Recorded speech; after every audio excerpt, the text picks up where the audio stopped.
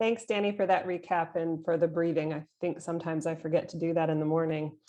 So today we just wanted to delve in a little bit after looking at those stressors is what do we do when our child is having challenging behaviors in the moment? This is a question that our administrators and Danny and I as counselors, we get this a lot from teachers, from parents. How do I support a child in the moment?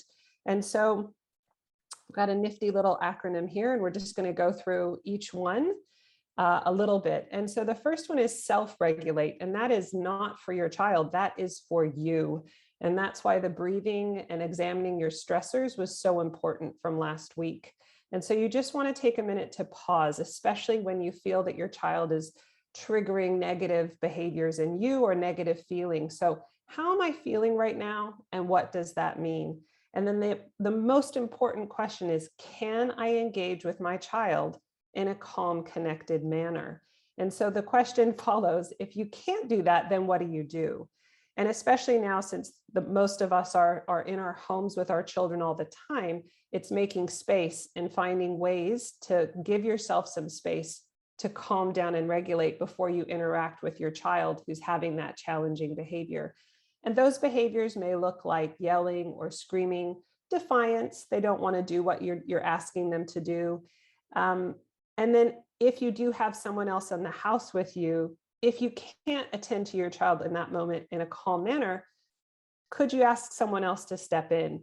And a lot of times as parents, we see it as a solo job, especially when we're actively parenting our child. But sometimes the best course of action can be to pause, let your child know that you're going to take a break and that you're going to hand off to your partner. Or if you have one of your helpers or your nanny in the house, to say, I'm going to hand this off right now. You're not showing any weakness to your child. You're modeling for them how to deal when you are when you need to calm down. So you're being a model for your child. So that's the first one. The next is exhibiting empathy. And this can prove really difficult for parents as well, is that we want to fix things for our children in the moment. We just want the behavior that they're exhibiting or the feelings that they're having, especially if they're negative, to stop, because we don't like seeing our children in distress. However, sometimes the actions that we take can actually trigger more of that behavior from the child. And so when you're in that spot where you're able to self-regulate and you're able to be calm, you can become an anchor for your child. And that may look like sitting down with your child and not saying anything, holding their hand if they're in a space where they can receive physical comfort or affection from you, being in the same room with them, even if they are having an outburst and finding it really difficult to self-regulate. And then how can I partner with my child in making behavior change in that moment? It may be that you grab you take their hands and you breathe with them. So you're co-regulating, and that's how you're going to support them through to get to a calm place so that you can then address the behavior that's really causing distress for all of you.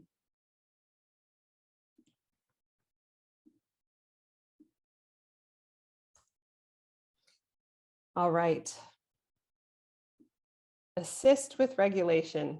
And so this is one of those things when we talk about co-regulation, we know that younger children, and even all the way up into teenhood, sometimes we have to help our child and we have to regulate with them so they can do it by themselves. And so one of the key reminders, and the reason why we always start our parent sessions with take a deep breath, is that your child can only learn a new skill or a new behavior when they are calm. You can only teach that new behavior when you are calm. And so what we know is that a stressed brain, as Danny was talking about last week, can't take in any new information. And so for us as parents, it's being able to say, well, what's the most important thing right now? It's that I help my child calm down. It's not that I force them to do what I want them to do. And we all know that at times getting our children on Zoom for their lessons, to be attending to things at school, even though we're so far away, to be doing regular chores around the house. These different things can be stressors in our house and can cause big reactions. And so as a parent, it's saying, well, what's more important right now is that I help my child calm down, not that they clean up after themselves, not that they get on that Zoom lesson exactly on the right time, but that they are in a calm state so that we can problem solve together. And again, it goes back to, what can I do to help my child regulate? Do they need a cup of water? Do they need to sit with you for a little while? Do they need to do some intense exercise? Do you need to get them up and moving so that they can then calm down? If you're co-regulating with your child and they're meant to be in a lesson, or they're meant to be online for some reason, if they can't, once your child is calm, you can always write to the teacher and let them know that this was a really difficult morning or a difficult time. Teachers are very, very understanding of this, and they just want to partner with you as a parent so they can support your children to be accessing the learning. We just don't want Zoom and getting on Zoom to be such a massive, stressful event for your child that it breaks down your ability to support them. And then once everybody's calm, you can teach that new or better skill, a better coping skill.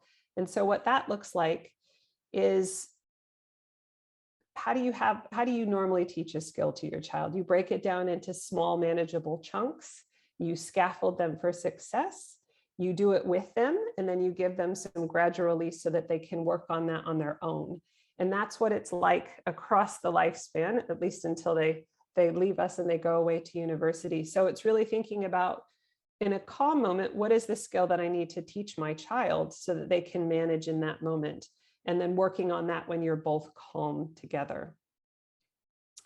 So in the chat, or even if someone feels that they'd like to raise a hand and ask a question or share either some stressful moments that have arisen, and you don't have to, you can make it really general, or some strategies that you've used to help co-regulate with your child, whether that be sitting with them and just breathing, drinking water, exercise, those different things. And I might call on some of the ESLT as well, because I know that we're all parents and we've experienced a lot of our own trials and tribulations as we work with children in schools. So I'm just going to pause for a minute and see if anyone writes in the chat or if anyone would like to share.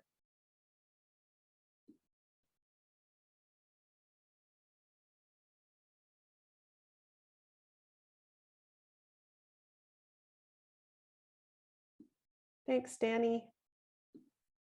Yeah, so I think definitely a lot of parents have already journeyed through this, but I'm going through it now. And so I've got a 1-year-old that I am stuck in this tiny room with. And what I've noticed these days is she cries a lot right before she goes to bed, because she wants to play, she wants to do different things, and she's having a little meltdown. And I realized that my calmness and how I react really mirrors off of her reaction visually. So if I'm stressed out or if I'm showing too much, then she reinforces that with more crying.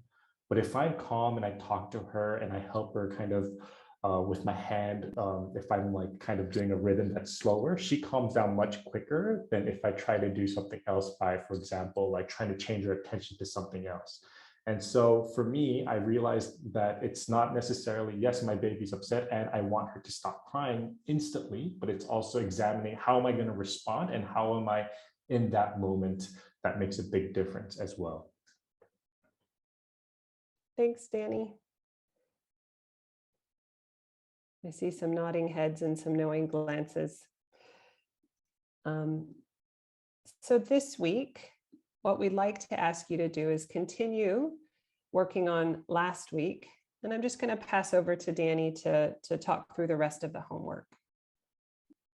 Right. So I think acronyms are always powerful because sometimes they help make very difficult concepts very comprehensible and easy to remember and pull out in times and moments. And so trying to recap on what Chris talked about today for your homework for today, try to make a time and space for yourself, because self-care for parents, for you especially, and how you are is critical. Just like with my little story that I shared, just how you are and how children are feeding off of that or learning from you. So try to make the time and try to find a place that where you can take care of yourself. And try to find 1 or 2 tips, whether that's breathing or whether that's journaling or drawing, to calm yourself. Because not all strategies work the same for each individual. So finding something that works for you might be unique and something that's only special for you. So breathing might not be it. So you might have to explore different ways. And so here are some resources that we do want to leave with you. So memo to parents on carers on homeschooling: don't panic and don't feel guilty. I think these both are great resources.